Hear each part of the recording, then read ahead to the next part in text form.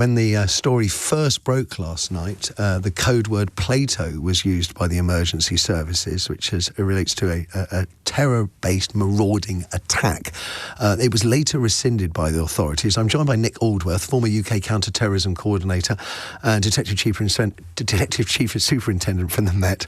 Good morning to you, Nick. Lovely to see you. Morning, Matthew.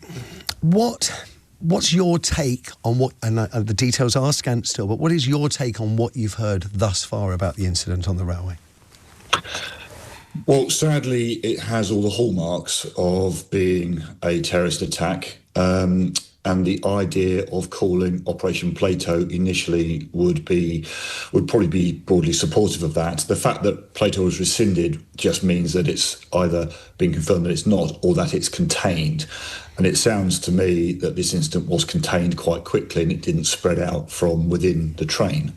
We've heard that there was a training mission on Plato only a week previously, which is fortuitous.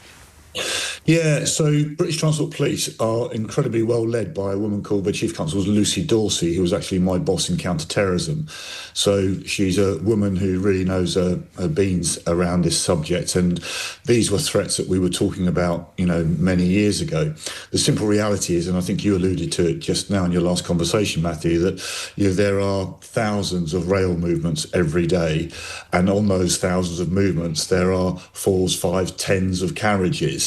Having somebody positioned on every train for every journey to counter this sort of eventuality is incredibly difficult. And in fact, there's even a legally stated case in support of somebody who was suing the railways who became hurt, and the case for proportionality was not made out on that basis.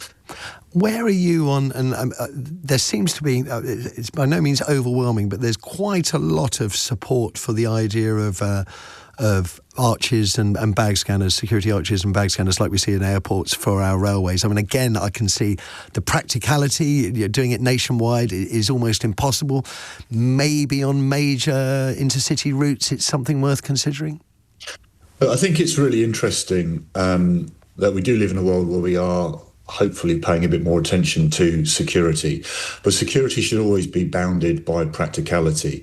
And frankly, it just isn't practical. It's really regrettable that these awful things will happen because we cannot create a 100% safe environment. We can't even, in reality, do that across our international airways. You still see awful events on aeroplanes, thankfully few and far between. But somebody texted me last night and said, isn't this just another version of an aeroplane? There's a fundamental difference between the two.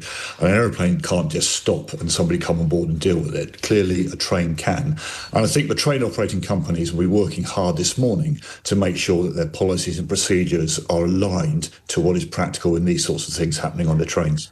Now, maybe I'm mixing two very different stories here, but the Labour government introduced Martin's Law regarding entertainment venues to lead to improved security and preparedness.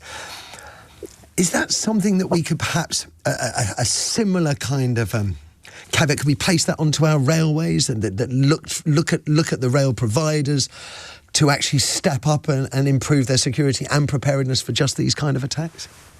Well, as the author of Martin's Law, it's something I'm very familiar with.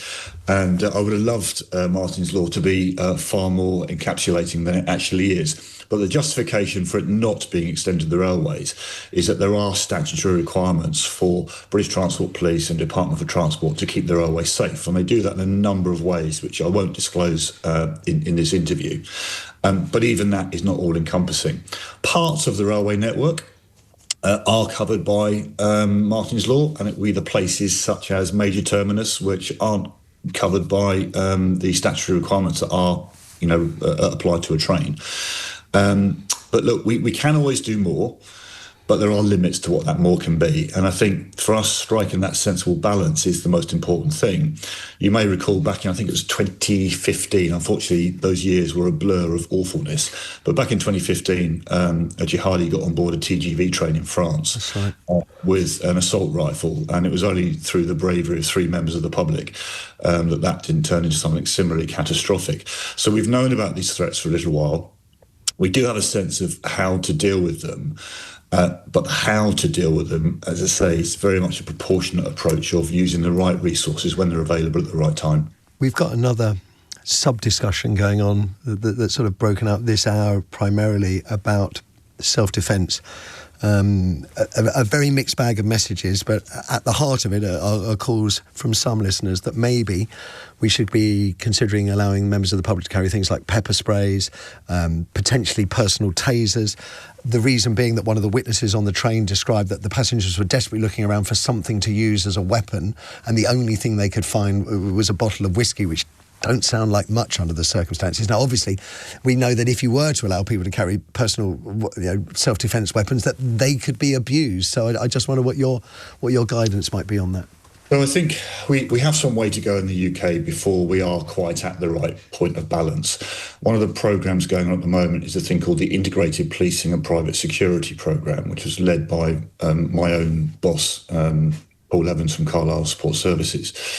And this is about how can we bring private security entities into closer connection with the police in terms of sharing of intelligence, in terms of making sure that security officers are being tasked relevantly rather than maybe perhaps not being, their hours not being optimised by standing in the wrong place. And one of the places where that's been incredibly successful so far has been the rail network. So the first thing I would say is that a greater security and a greater aware and a greater or a better tasked security workforce is one potential solution to this. But I have to be honest, I have long advocated for the security industry being better able to protect itself and in turn better able to protect the people that it's there to serve. We will all see viral videos of security guards getting in fights and the reality is they haven't got a hope in hell's chance of winning. So I think there's room to go, but let's not shy away from the fact that there are people out there I would not want to give a wooden spoon to, let alone pepper spray or a tape. Fair point. And we've got to get that right. We absolutely have. But what I would say is inside the security industry, there is a tremendous movement come off the back of Martin's Law to try and improve what that industry can do in the service of the public. Good to hear. In fact, I found everything you said kind of reassuring. Nick Aldworth, thanks very much for giving up your time.